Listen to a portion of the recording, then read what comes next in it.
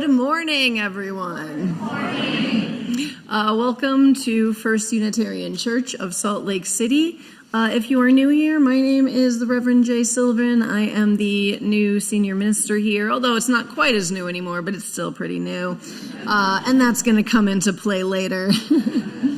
But first off, I have some announcements for today. As we are entering more fully into the holiday season, we have a lot of things going on at the church. For one thing, today is the last day to donate to our sister congregation in West Valley City, San Esteban. This holiday season, we are once again partnering with this congregation to support their congregants. You can donate in two ways. First, on our website. Just make sure to look for a line entitled Give to San Esteban. Or, if you're old school, you can drop a physical check into the physical mail, and it will come to our building, and then the money will go into the right place. Magic. So I hope that you will be generous in supporting the wonderful congregation San Esteban this holiday season. So those of them who might have a little struggle having the most robust holiday season can do so a little bit more easily.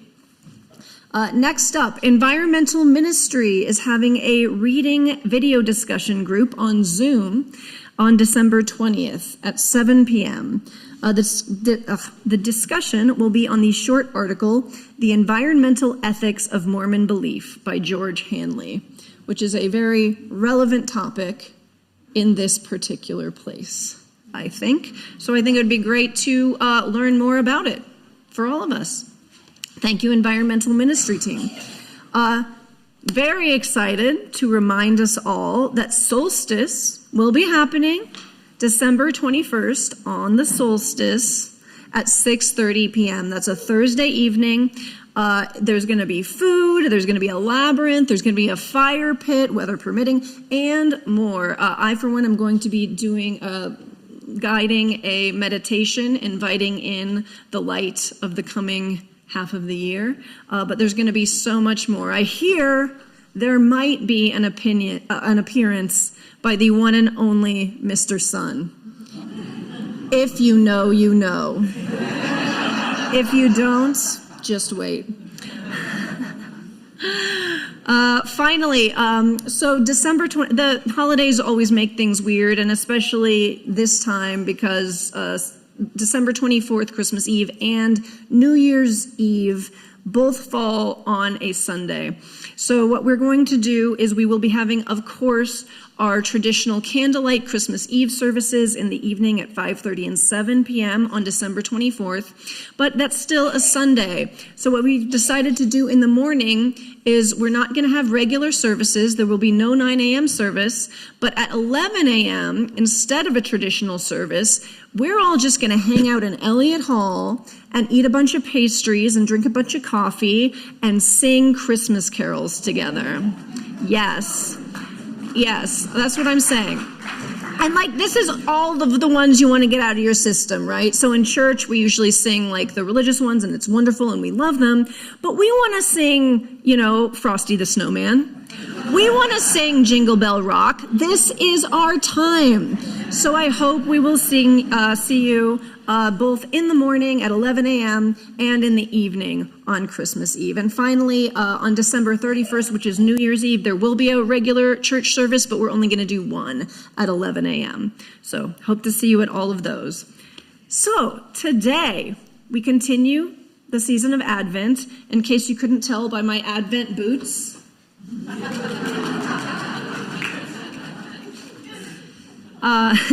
And today is also Lessons and Carols, which is apparently, they tell me, a beloved tradition at this church. Now, I come from a different background. This is going to be relevant. So I have never heard of Lessons and Carols before. I guess it comes from an Anglican thing. I don't know. I wasn't there. I don't know her. But so I came in. None of the UU churches I've been to have ever done Lessons and Carols. I come in and I'm like, what is this Lessons and Carols thing? And I think two things were happening here in this explanation. One, I think everybody who explained it to me, like it was so obvious that they kind of left out some important information. And two, I was coming from a background of Unitarian churches where you always kind of had to, I don't know, just sort of come at Christmas stuff sideways sometimes. Do you know what I mean? So I kept asking what Lessons and Carols was, and the explanation I kept getting was, it's Christmas music interspersed with little stories. It was usually left out to me that the stories were about Christmas. But I think Lissa Lander did tell me that. And it either went over my head or I was like, great, but we got to do it in this UU way where it's just like we kind of got to give a Christmassy theme and not talk about it too much. I don't know. So the service today is going to be largely led by our wonderful lay ministers. If you are new to the church today, lay ministers, every year we do a program where 4 people from our congregation become lay ministers, and they preach little 5-minute sermons in addition to the sermons by the ministers. It's a wonderful way to get to know members of our community and to listen to wisdom from people who are not ordained. It's fantastic. And so I gave the lay ministers a theme for today's service that I thought was Christmassy, but not too Christmassy, because again, I wasn't sure how Christmassy you all went. Apparently, the answer is hard, which is great. That's wonderful. And next year, red noses, the whole thing, we are just going to be like so Christmassy. But this year, just know the Christmassy is going to be a little bit adjacent, right? Some of it. So the theme, remember, was hope, and that is how we're going to enter into this in our stories. So please take it with the spirit that it was intended, and have your expectations managed, but in a great way, because it's going to be great, and they're all excellent. All right, moving on. Advent. Last week we celebrated the candle of hope. This week we get to celebrate the candle of peace. And so after I light our chalice, which we always light as Unitarian Universalists, I'm going to go over and relight the candle of hope and then light the candle of peace. And I have a quote to begin today's service from Desmond Tutu. If you are a younger person than me, you might not know that Desmond Tutu was an Anglican bishop in South Africa and was a major anti-apartheid activist. And he said, if you want peace, you don't talk to your friends, you talk to your enemies.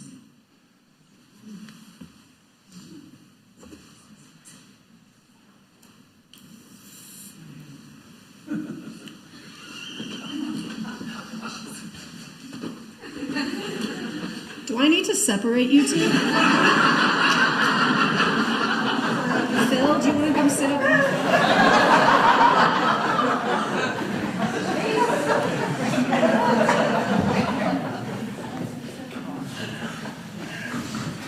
Hope. Peace. It was a lot easier. The first one, the peace took a couple of times. Please rise in body or spirit for our opening hymn, which is whatever our opening hymn is. 253. And we're doing all 4 verses. Even the Latin one. Yeah, first verse is in Latin, then we go back and sing it again. Yes,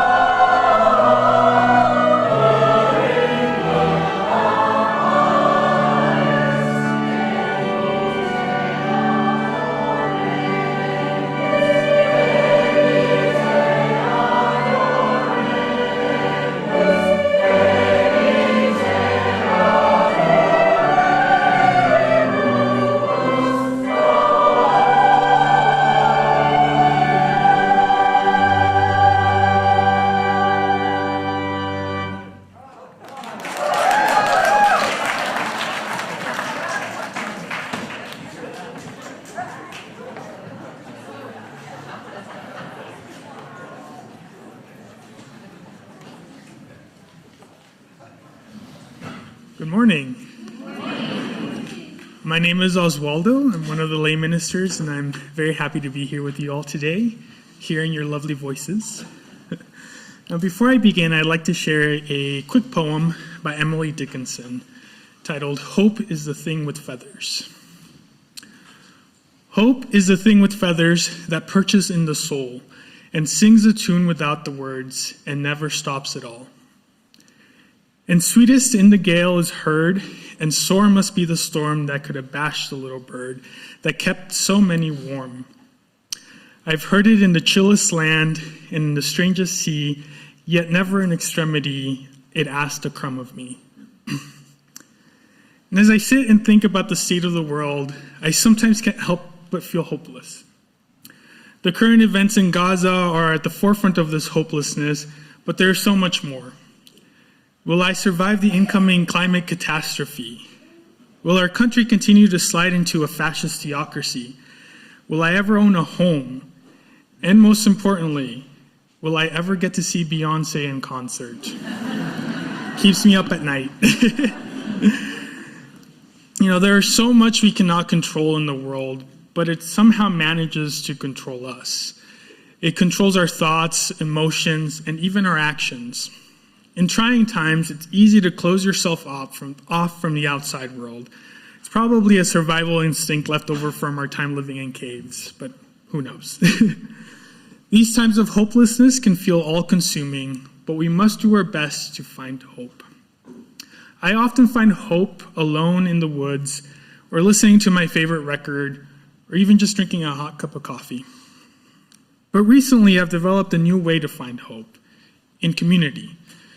So, in the spirit of the holiday season, I want to share my top secret recipe for hope with all of you. And it's really quite simple, and it's organic, fair trade, and even gluten-free. Now let's begin with the ingredients. First, you'll need one book.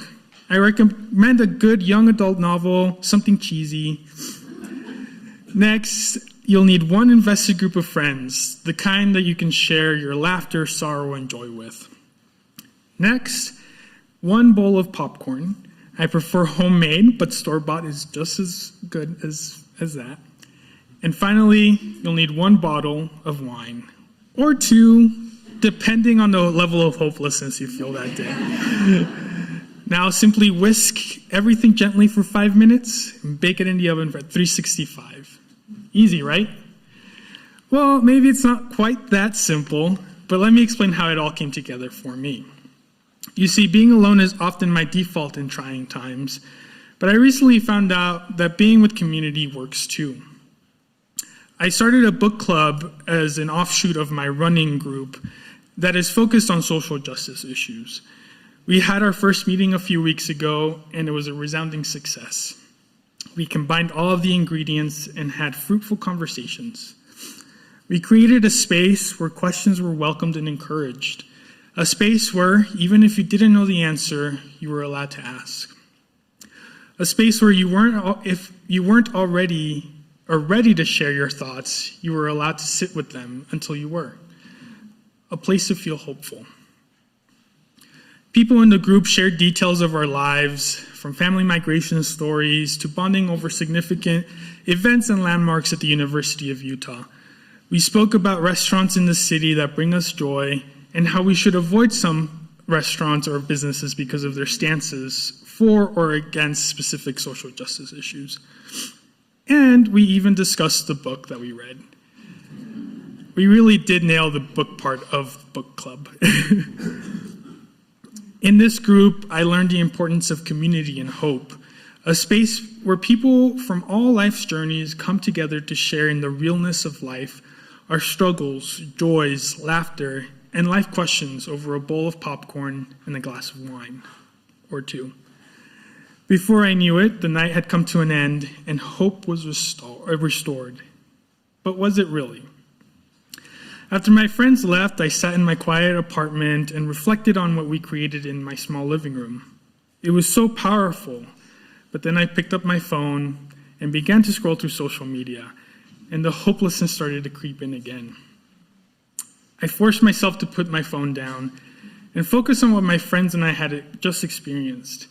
And even now, several weeks later, I continue to go over the conversations we had that night.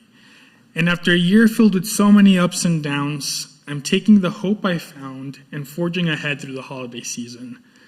A season that, as I get older, has lost its sense of wonder and hope. So, as we gather and celebrate the holidays, whatever that may look like for you, I invite you to share your recipe for hope with others and open up your living rooms for conversations and reflections, and allow the thing with feathers to fly. Thank you.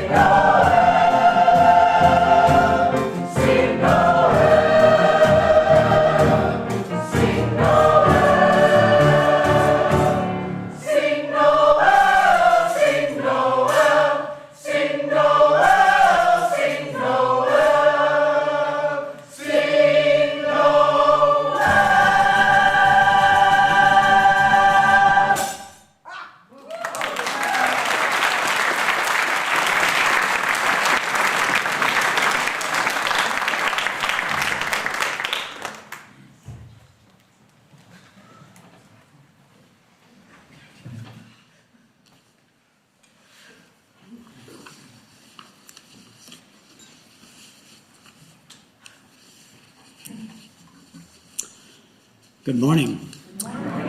I'm Don Walton.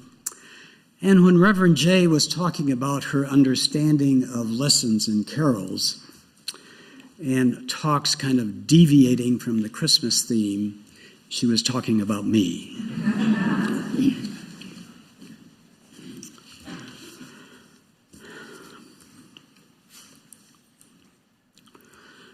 Children are not supposed to die before their parents, but some do. And our daughter Carrie was a child of great hope.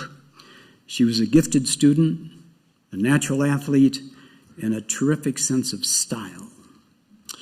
Right out of college, Carrie went to work in the fashion industry in New York and got increasingly responsible positions with Ralph Lauren, with Coach, and Dooney and Burke.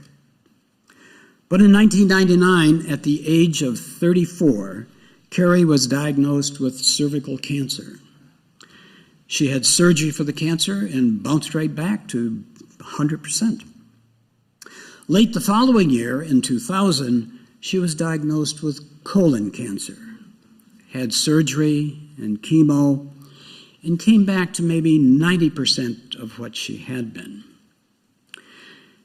In 2001, we went to Detroit to celebrate Christmas with my family. And the day after Christmas, she got a call from her oncologist saying the cancer was back and had metastasized to her liver. I had just had a close friend die from liver cancer. I was familiar with the state of the art in 2001, and it was not good. Carrie, however, was anxious to get back to New York and start chemo again, and she had no illusions about chemo. She knew about the nausea, the weakness, the loss of hair. She had beaten 2 cancers, and this would be number 3. The treatments were to be every 2 weeks. She did a research on cancer cures and became an authority. She had high hopes for the outcome. And for her, hope is more than a state of mind. It was a strength, an action-oriented strength. What had me stymied during the last 5 months of her life was that she had no idea she was terminal until almost the last 2 weeks of her life. She did the chemo through January and February. Soon the oncologist realized that the cancer was outstripping the treatment. And in mid-March, he told her, Carrie, we're going to stop the treatments. Go live your life. Now that's what he said. What she heard was, we're going to stop the treatment for a while. Go live your life, build up your strength, and come back. By late April, she was getting weaker. And I thought, no one's telling her what the real situation is, and I'm going to have to step up and tell her the facts of life. But it was just then that Dr. Go Live Your Life decided to put Carrie into a hospice program without telling us. And so one day, as Carrie and I were about to leave the apartment and go shopping or something, a doctor from the hospice team arrived unannounced. It was Dr. Muller, and he was taking over her case. He was here to learn about her, and Dr. Muller was a listener. 45 minutes later, Carrie had found a new doctor and a new friend. And as Dr. Muller was leaving, he said, so how about if I come back tomorrow for an examination? Well, the next morning, there being an exam, no need for me to be there. So around 11 o'clock, I told Carrie, I'm going down to our favorite deli, pick up some stuff for lunch, and after the doctor's visit, we'll meet up here on the rooftop for lunch. Her building on Madison Avenue had a very nice rooftop with a close-up view of the Empire State Building just 2 blocks away. And if you leaned way over the rail, looked down Madison Avenue, you could still see the Twin Towers of the World Trade Center. As the morning wore on, and I figured Dr. Muller would have finished his exam, I went down to Carrie's apartment, and she was sitting on the couch, kind of dazed, and I said, so how did it go with Dr. Muller? And she said, Dad, he told me I'm going to die soon. And we both started crying. And I just held her in my arms. I didn't know what you say in a situation like that.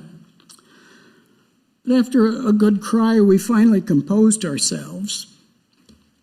And she said when Dr. Muller was ready to leave, he asked her, "Well, Carrie, what are you going to do now?" And she said, "I told him rather matter-of-factly that I was going up to the roof of the building."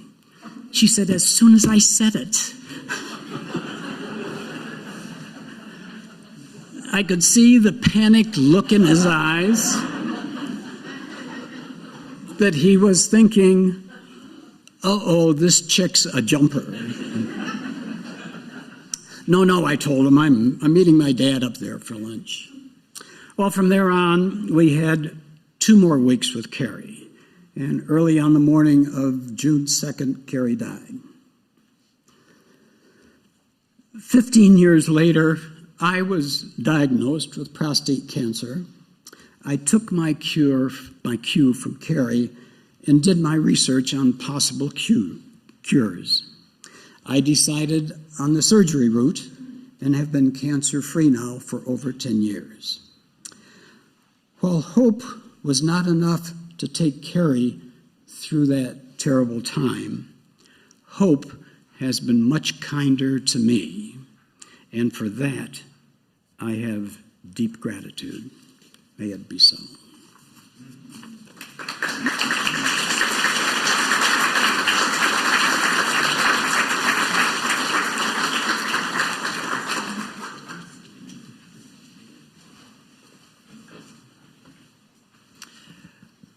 One of the real gifts of faith communities is that we have the opportunity to hold each other in times of joy and also in times of great sorrow and great suffering. And in fact, hope would not be possible without sorrow and suffering. This time of year, the Advent season, we are awaiting Christmas. We're awaiting the birth of Jesus. And Jesus represents hope, especially in his infant form. But we must also remember that over the course of his life, Jesus also came to represent great suffering and great loss. One of the things that I love the lay ministry program for is it gives us as a community a chance to get these glimpses into the lives of our fellow congregants that we might not get from, a coffee hour conversation or even having dinner with somebody. And through that, I believe we can build a stronger faith community. We can get to know each other more. We can reflect our own periods of loss, suffering, joy, and sorrow and hope. And we can build something that will carry us through even the darkest times. So the hat, I always want to call it the hat because I used to do shows in bar basements, but it's not. We're not passing the hat, we're passing the plate. The plate. The plate is going to come around. And your offering that will support the work of this community will be gratefully received.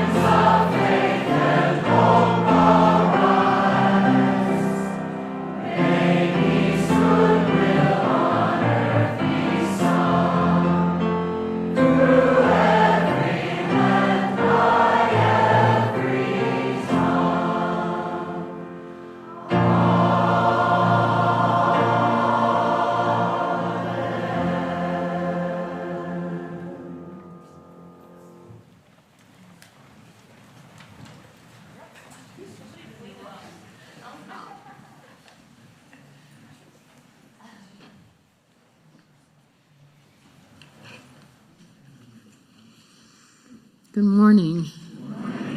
I'm Kathryn, and the past couple of months we have shared feelings and thoughts on fear and conflict. And now we get to talk about hope as we walk more deeply into the holidays. Reverend Jay shared a beautiful and insightful article on hope to help us to prepare for these presentations. The theme was on various ways love enters our lives and gives us hope. In the article, Angels and Saints and Kind-Hearted Friends, Universal Love as We Know It, various situations that provided spiritual growth that contributed to the well-being of others. All of these experiences provide hope. In the month of November, I was with my sister as she died. I had an experience which gave me hope. My sister lived in Eugene, Oregon. I had a dear friend, Kit, who invited me to stay in her home in Eugene and use her car as I cared for Marilyn. What a great gift of love and support that was. Kit was going to San Francisco to get married. Kit is 83 and her husband is 81. Another example of late life marriage to celebrate. On arriving at Kit's home, I sat on the couch thinking, how can I best support my sister and her family? As I was sitting there, I heard a voice in my head that said, the universe holds you. This came to me with tenderness and with love. The universe holds you. Over the past 3 years, I've been drawn to the understanding that our essential nature is the essential nature of the cosmos, pure consciousness or love or spirit. The purpose of evolution, as I came to understand it, in the universe and in our lives as part of the universe, is the understanding of oneness. Our purpose is to realize this consciousness, this love, and to share it with others. I've taken an astronomy class to deepen my understanding and awareness of the universe. So in hearing the words, the universe holds you, I felt the universe was reaching out to me for my small efforts to connect with it. These words helped me throughout the journey with my sister and our family, and they still hold me now. Another heartwarming thing occurred while saying goodbye to my sister.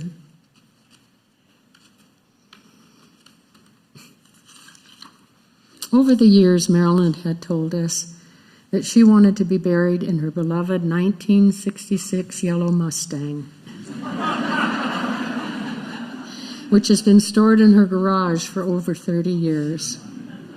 She asked us to clean it up and to be sure we washed the window so that she could look out. My great niece's fiance, who's just a wonderful, sweet-hearted, kind man, had overheard this story, and unbeknown to all of us, he had set out to look for a model 1966 Mustang online. And he found a miniature Mustang 1966 yellow that looked just like my sister's car. It was placed on top of her casket and later in her casket with her.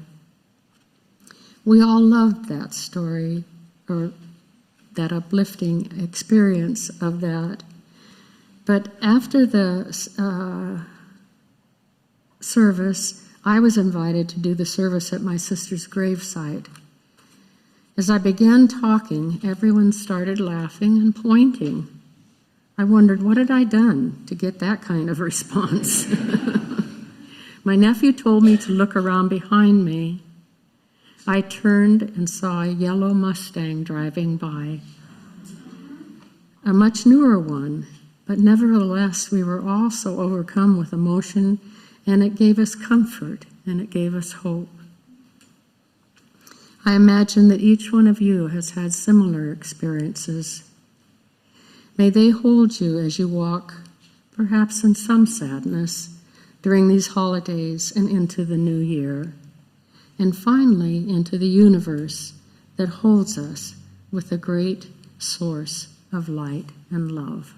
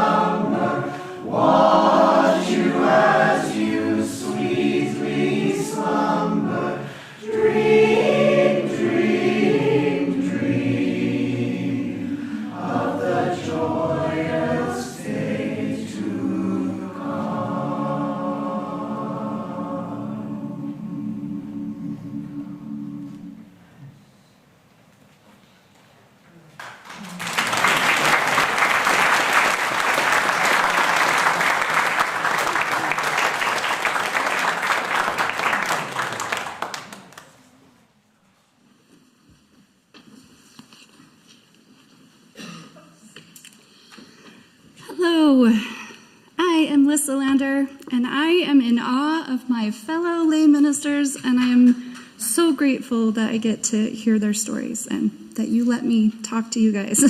So, thank you. So, hope should be easy to talk about during the holiday season.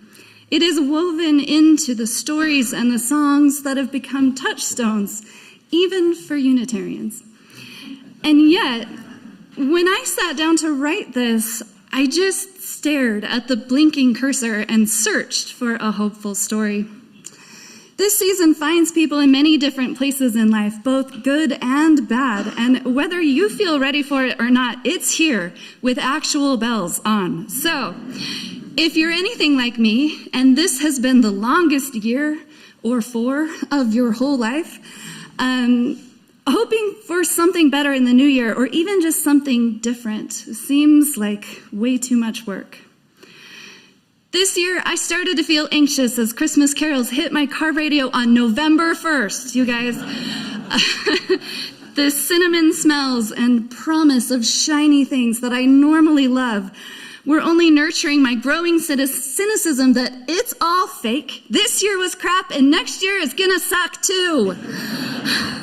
But then, after thoroughly growing sick of hearing my own cranky voice in my head, I said, "Lady, lighten up and maybe lean into the glitter. So I went through the motions and I put lights on things earlier than ever because science said it would make me happier. But I didn't really start to feel better. Not until I returned to that blinking cursor of this lay ministry assignment and decided to write this story. It's about a Christmas when there was no tree and no presents, and that was fine because the only thing I wanted was to be home. Picture it, November 1989. It was a few days before Thanksgiving. I was 10 years old and had just completed a chilly walk home from school. I dug my hand into my backpack only to find no house key. I checked the flower pot. I knew that I had not returned the extra key my neighbor had, so I couldn't get that one either. I was locked out, you guys. My single working mom did everything but sew a key into the lining of all of my clothes to prevent this from happening. But I had many amazing skills, including losing and forgetting. So I thwarted her at every turn. Plus, I had $3 in my pocket. So who needed warmth and safety? I walked down the street to our local thriving strip mall for candy and arcade games. There I was, chewing grape Bazooka Joe and shooting down enemy planes when I heard my older sister's angry voice behind me. Something about chores and singing nuns. Wait, what? So I turned around and she's screaming, "I'm supposed to be in the Sound of Music tonight!" And I was like, okay, what do you want? And then she pressed her key into my hand and told me to go immediately home. But I didn't do that. So almost an hour later, I realized that I had still not defeated those enemy planes, but I had locked my sister out of the house also and sequestered her from her nun costume. So I hurried back up the street because she was going to be so mad at me. But that's the last thing I remember from this part of the story. And I wouldn't actually make it back home for more than a month. About a half hour after I left the arcade, I woke up in my neighbor's house, and they had always kept their blinds closed, so I was momentarily stoked to look around at all of their stuff. But then I realized that my leg really hurt. I tried to sit up, but my neighbor held me down. "Melissa, you were hit by a car," she said. My sister was screaming in the other room, and no longer about nuns. Now it was about my obviously broken leg, calling an ambulance, and not being able to get a hold of our mom. There is a much longer story here, full of family drama and medical misadventures. But to sum up, my time in the hospital was long, boring, and painful. I was stuck in bed, literally attached to the bed for 33 days because they put me in traction to realign my broken femur. I complained of pain. At first, that made sense to everyone because the femur is actually the hardest bone in the body to break, and I had done a really good job. But then I told them that the pain only got worse every day, and they started to question me. Some nurses called me names. Adult nurses mocked a child for being in pain, but other nurses knew exactly what was wrong, but they couldn't convince the doctor that I had all the classic early symptoms of a neurological pain disorder, which is still my constant companion. Early treatment would have changed a lot of things for me. But again, it was 1989. We didn't even have running water. I don't know. Not really. But we didn't have science like we do now. I just knew that I was suffering. Nobody liked me there. And Christmas was just a few days away, and I wanted to go home. My mom came to see me late in the evening after a full day of work, and she was so tired. I was begging her to ask if she and my sister could sleep over at the hospital just this once, just on Christmas Eve, when my doctor came in to see me much later in the day than he normally did. And he said, "It looks like we're going to get you home for Christmas," he announced with so much triumph. And my mom asked, is her bone realigned? And he was like, sure. So we had so many questions. There were plans for surgery. There was so much crying, but also the smallest amount of hope for the first time since my accident on Thanksgiving. On my last night in the joint, my mom told me that she had not put up a Christmas tree yet, and there weren't many presents, or any. I pasted a smile on my face and tried to hide my disappointment. I told her that it didn't matter, and it didn't, though. I knew how hard she had tried to be in every place at once, with me at the hospital, at home with my sister, and at a more than full-time job at the local ABC News affiliate. She went home that night more defeated than ever, but promised to be back in the morning for my big escape. So Christmas Eve morning, I finally got to go home. They had put me in a cast from my ribs all the way down to my toes, so my neighbor had to load me flat into the back of her station wagon like furniture. The comedy of carrying my stiff body into the house continued, and I would have nearly died of embarrassment because, I couldn't wear pants, except that as soon as they maneuvered me through the door, they almost bumped my face right into a sparkling Christmas tree. My mom had stayed up all night decorating it, and she even put tinsel on it because I love it, and she thinks it's just horrible. And there were presents, you guys, so many presents, which were only slightly borrowed from the citywide Toys for Tots drive that they had advertised on the news every evening. The staff of KTVX decided that I was, in fact, a tot in need of toys that day, and they delivered our miracle. They were random gifts bought for different strangers. The hopscotch mat was particularly funny since nobody knew if I would ever walk again. But still, it was like my own personal Hallmark movie, but with crime and tragedy. In spite of the pain and the bedpan and the fear about my future, I mostly remember the very best parts of that day. The way our community showed up for us, the effort that my family poured into me, the gift of feeling seen and cared for.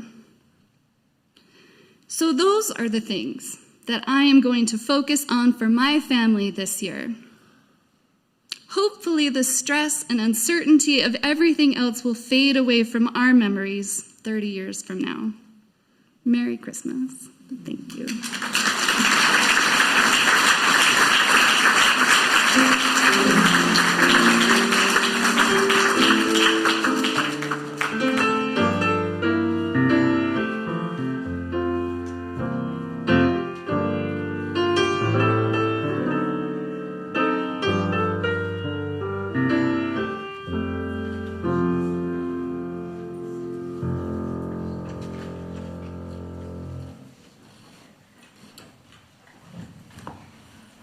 My friends, with deep gratitude for the stories that we have heard today, may we commit to holding the tender vulnerability that comes with true hope.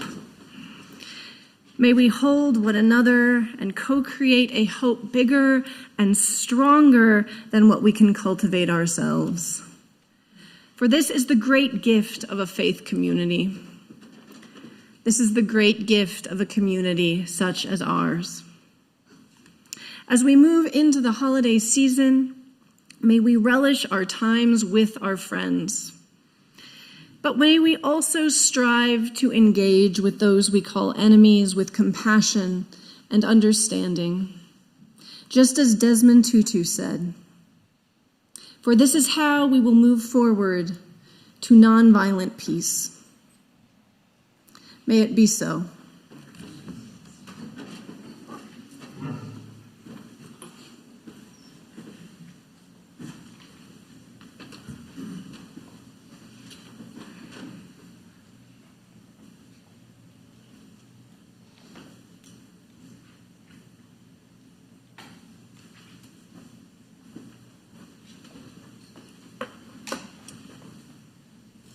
Please rise in body or spirit for our closing hymn, number 237, the First Nowell.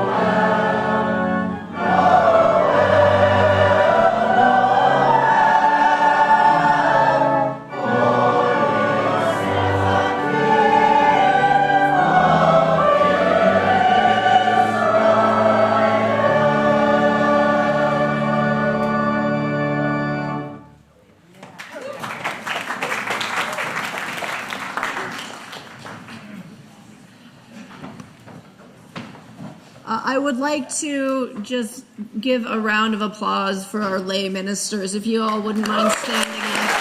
And letting us applaud you. And over there too, we got one. Wonderful, wonderful. We look forward to hearing you every month for the rest of the year. It's really been a joy. And again, for the choir, what a beautiful gift you've given us this morning. And for David, of course, the wonderful David Owens.